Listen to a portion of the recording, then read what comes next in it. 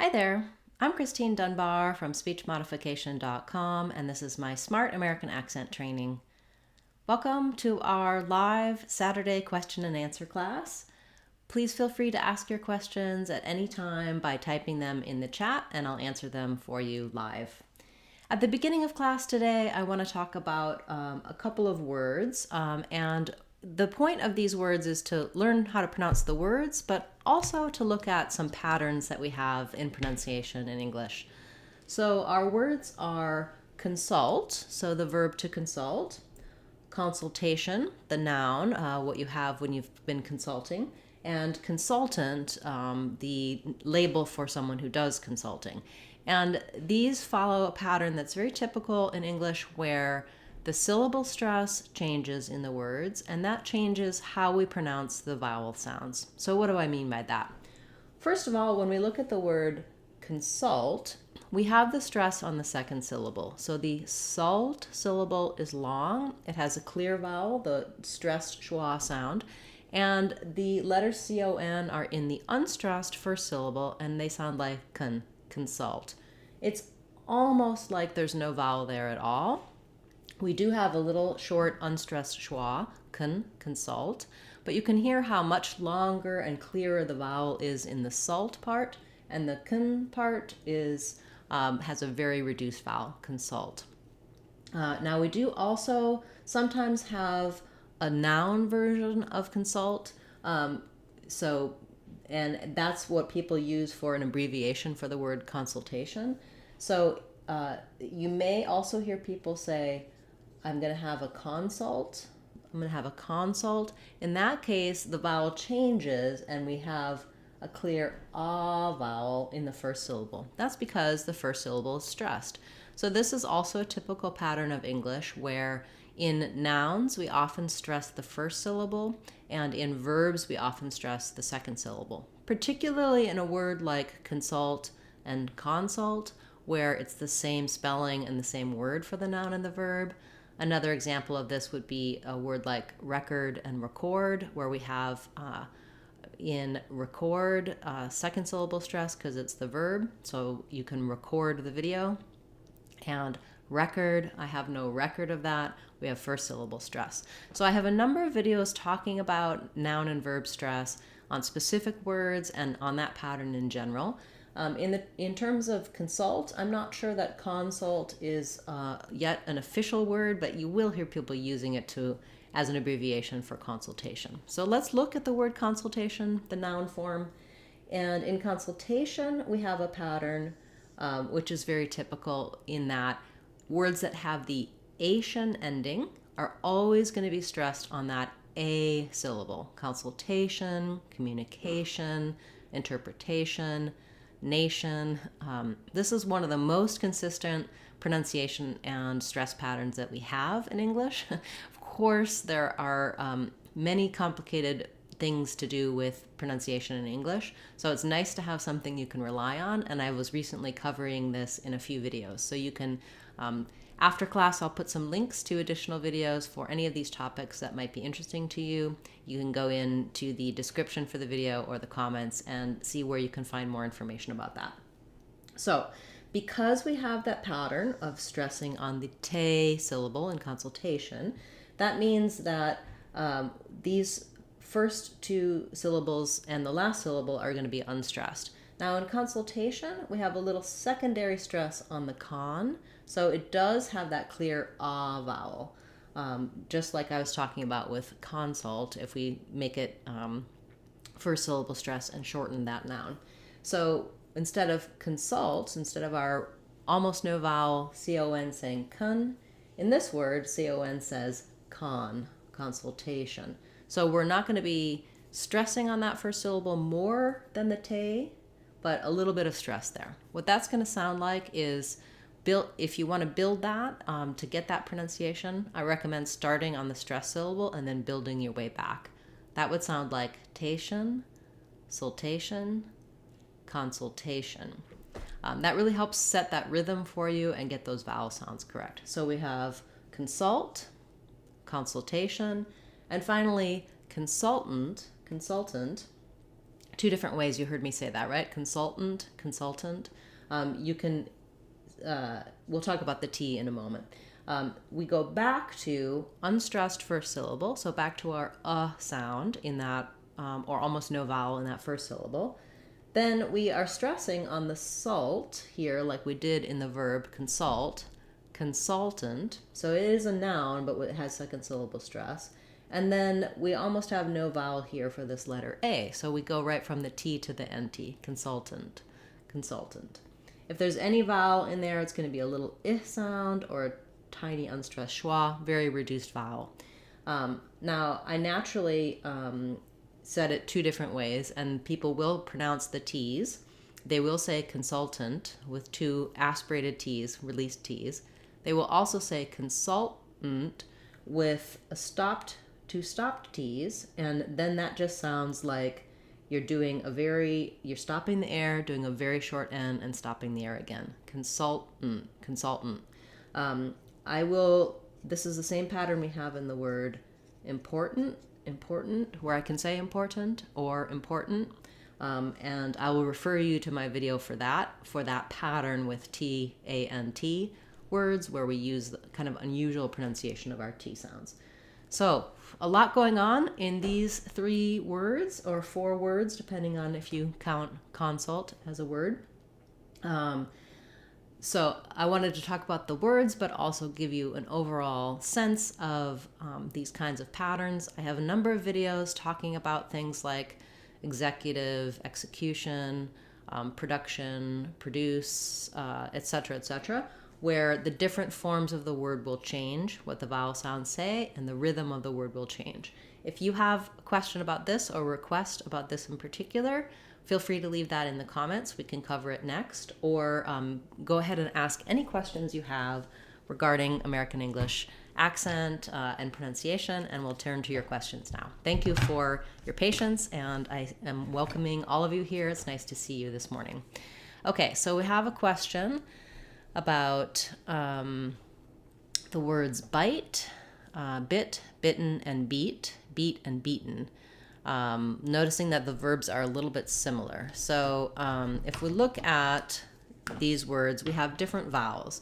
The similarity, of course, is going to be in the B's and T's and the N's, but let's look through your words. So for the word bite, we have the diphthong I. This follows the spelling pattern of when we have a silent E at the end that makes the letter, quote unquote, say its name. So letter I is going to say the I diphthong in bite because the E is there.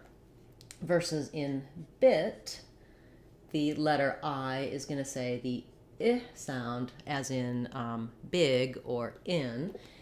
So this is very typical that typically most of the time, I think about 95% of the time, letter I is going to say the I sound if it's by itself in a word. If it has another vowel, like an E at the end, then it's going to say the I sound. That's also spelled in words with IGHT, like right and night. They have the I diphthong. So I often suggest for people, when you're looking at these kinds of patterns, having trouble with words that are similar, looking at beat as well, that you learn about spelling patterns, and then also try to compare it with other words where you feel like you can hear the vowels more clearly. So for example, for bite, I might say something like night and bite, and pair those two so I can hear that the vowel is the same. For bit, I would say maybe it, or its bit, or this bit. All of those have this I vowel. And then beat, letters EA typically say the E sound, like in green. So that when the E is together with another vowel, EE or EA, it most of the time will say the E vowel. So then I would say, green beat, or even C the beat, to help match those vowel sounds. So then when we go to bitten and beaten, so bitten and beaten, the only difference is between the vowels. Bitten and beaten Both of those have that pattern we were just looking at in consultant, where they have beaten, they have a stopped T and a syllabic N. So I don't say beaten or bitten typically in American English. I say beaten, bitten. I stop my T and then I make a short N sound. Same thing happens in mountain, cotton, mitten. I have button. I have a video to help you with that stop T, syllabic N combination. I'll put that in the comments and in the description for this video when we're finished with class. So hopefully that helps you distinguish those. I do have a number of videos as well looking at the different vowel sounds, also including things like bet, beat, bet, bit, bite, but, bought, bought, etc. Yes, so great question. Thank you very much. That's definitely, those are quite similar, and using some contrasting words to help you hear that difference can be very helpful. Okay. We have a question about the word world and asked. Okay, so for the word world, I do have a video for this, and I'll put a link for you after class. What I recommend for, excuse me, for world or any words like girl, earl, etc. that have that R-L combination is that you break it up and first work on the R sound, then work on the L sound, then try putting them together.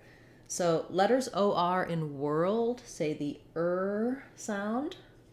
It's a stressed R. We spell that with IR or UR or ER like in person, UR like in turn, IR like in bird, OR like in world and work. So that's the first thing to know, is that don't try to be making an OR sound in this word. It doesn't have OR. Instead it has so it's just like, the first part of the word is just like the word were. So we were in the world. So thinking of it this way may help you. Working on just the word were. If that gives you trouble, just trying working on your then add your W. Were. Once you have were, work on the dark L sound. What you'd want to do is lift the front of the tongue, keep the back of the tongue down. It's a little bit of a schwa sound before your L, and then add your D. Old. So thinking of it, even though it's a one-syllable word, world, thinking of it as almost as two syllables, world, is going to really help you get that transition from the R to the L sound. Yeah, hopefully that helps you. You were also asking about the word asked. So in asked, what this has is we have an S and a K and a T sound all together. So you'll see that in the dictionary. It looks like this. The letters ED say the T sound when they follow voiceless consonants. So we don't say asked or stopped. It's stopped, asked. When we make something past tense, ED will say T when we have letters P, T, K, F, etc. Voiceless sounds. You can see more about that in my video for past tense that breaks down the different sounds that letters ED can make in different words. So what's tough here is just getting those three in a row. So what I recommend is first just do it with the S sound, ask, then add your K, ask, finally add your T, asked. It can also help to practice these with linking. So if I say, for example, I asked him, well, that we don't really link that. I asked a question, asked a. Then our T turns back, it turns into a flap, and it ends up sounding a little bit more like asked. So that's because when we have a T at the end of a word and we link to a vowel sound, we use a flap for that T. It sounds more like a D. So we're kind of going back to our D sound. And a lot of people find it easier to say asked than just to say asked. Of course, we have to say both, so you want to practice on both, but just know that the T changes depending on what happens next. So that may be part of what the challenge is there with that word asked. Thank you for asking that. That was a good question. Okay, let's see what else we have. It's so nice to see everyone here today. Welcome. And we have a question about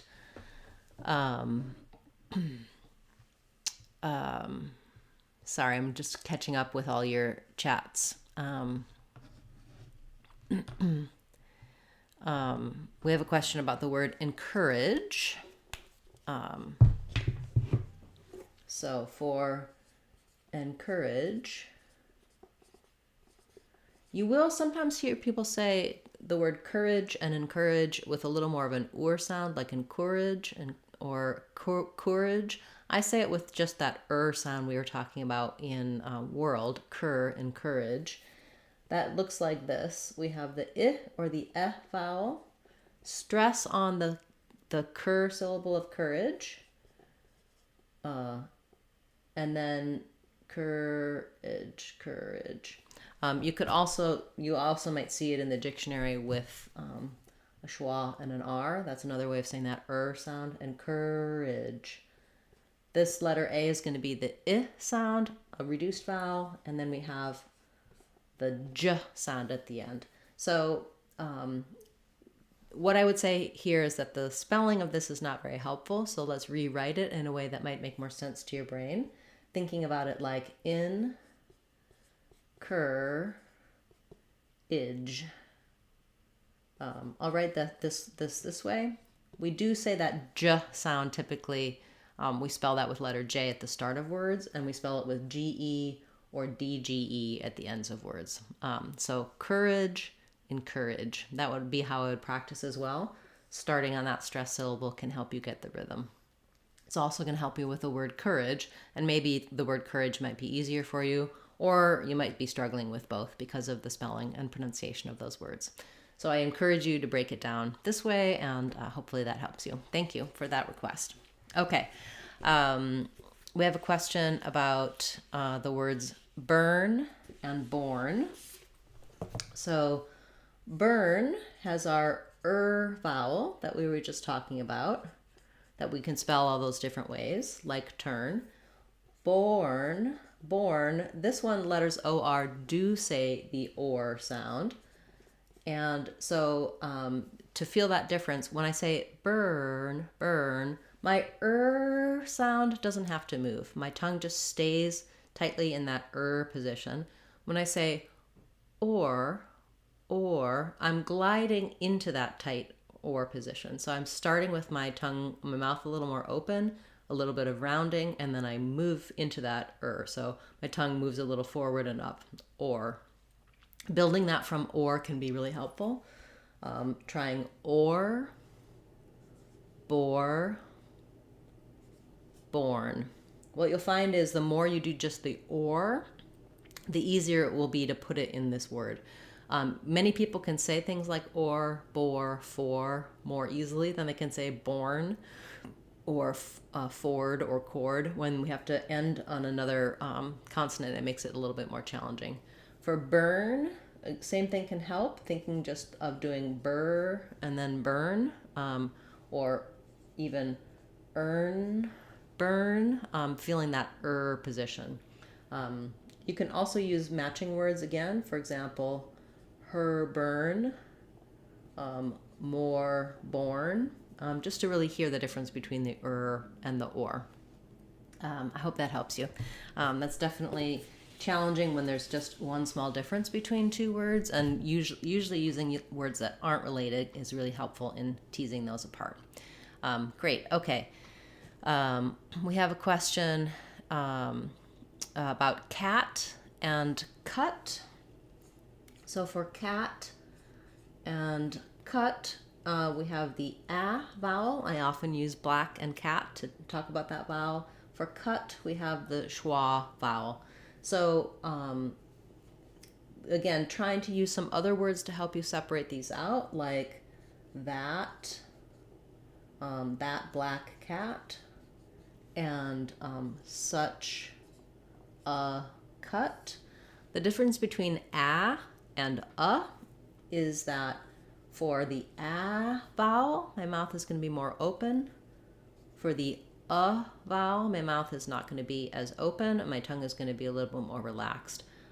So this is sort of to represent the shape of the mouth. We also have the ah vowel that's open and back here, and the e vowel that's up here. So you can use my vowels playlist and my Sounds of English course to learn where all of the vowel sounds are and kind of get the feel for what shape your mouth should have, how those vowel sounds are spelled, being able to hear and differentiate.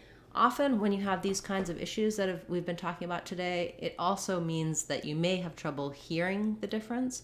If you start to really tune in and get anchored into those vowels by learning which words have which vowel sounds and really feeling how the mouth should feel, hearing how it should sound, and hearing your own voice say it, that really can make a difference for you with these kinds of struggles. So I go into a lot of detail on that in my Sounds of English course.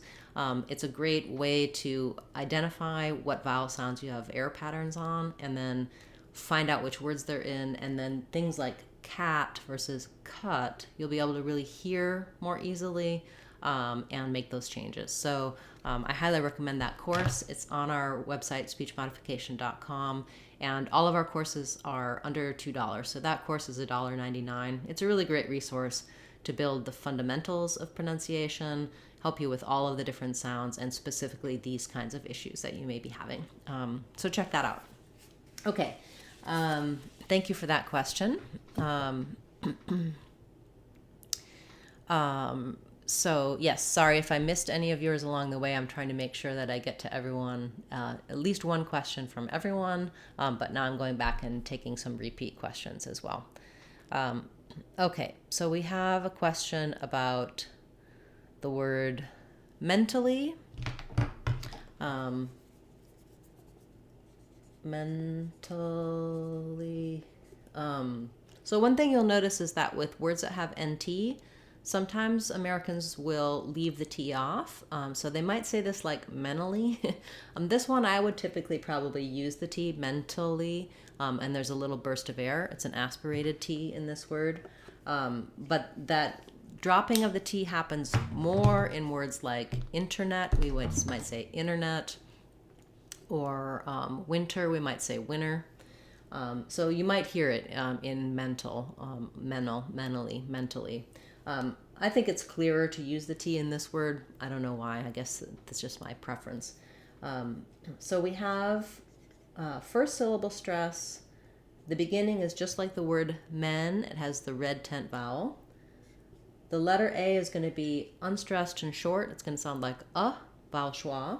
And then finally we have li at the end. So it just sounds like mentally.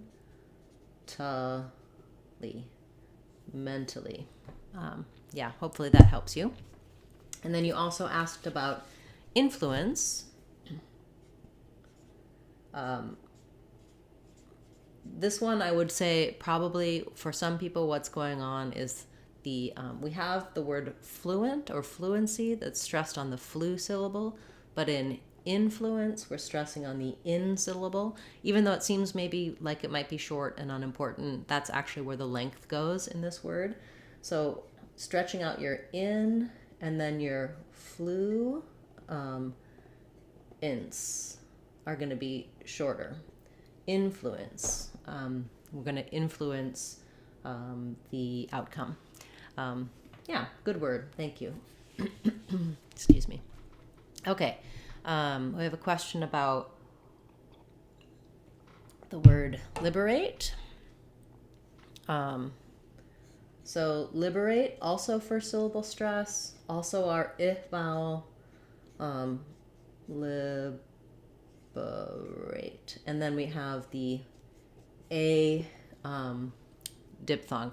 What I think happens here for some people is that because of that A has the clear vowel, they may want to stress it and say liberate, but we don't stress that A. We still use the clear vowel, but our stress should be in the beginning. So lib is going to be long. Rate. We do use the clear A sound, but we hold that fairly short. Liberate. They're going to liberate the area. Liberate the people. Great. Thank you for that question. Okay. Thank you so much for all of these great questions and words that you suggested today. I will, after class, go through and, as I mentioned, give you some links to more information about some of the people who asked about words where I have a video for it, also just related information. So do check back to the comments and description of the video later on, and you'll see some help for that. Next Saturday, we won't have a live class, but I'll be back in 2 weeks with our regular time for our live question and answer class. And of course, our Word of the Day classes will continue each day. We cover a new word, and these are all requests that have come in via comments and suggestions. As I mentioned during the class, we do have online courses on speechmodification.com. A really good course for pronunciation is our Sounds of English course that walks you through all of the fundamentals. And then if you're looking more at American accent, you can use our American Accent 6-week course that deals with pronunciation as well as intonation, as well as how to practice to change your speech overall and to integrate the pronunciation changes to be clearly understood when speaking American English. Thanks for a wonderful class today. It was so nice to see so many of you here, and I appreciate all of your support. A great shout out to all of our subscribers and especially our channel members. Channel members will have our live class tomorrow, and you can leave your questions and requests at any time throughout the week. I'll cover them for you, whether or not you can attend that live class. So if you haven't yet joined as a channel member, you can click the join button and check that out. It's a great option, a great way to support speech modification and get some extra perks. Thank you so much for subscribing, joining, commenting, sharing, liking. It's wonderful to see so many of you and to have the support. I really am enjoying having the channel grow, and your questions, your comments are really what makes the channel what it is, because it's all about what will help you, the viewer. So thank you so much for your contributions. Looking forward to seeing you in our next live class in 2 weeks, and of course tomorrow in our Word of the Day classes and our members class. I'm Christine Dunbar from speechmodification.com. Remember, if you want to sound like a native speaker, you can do it. speechmodification.com. Bye everyone. Thanks for a great class.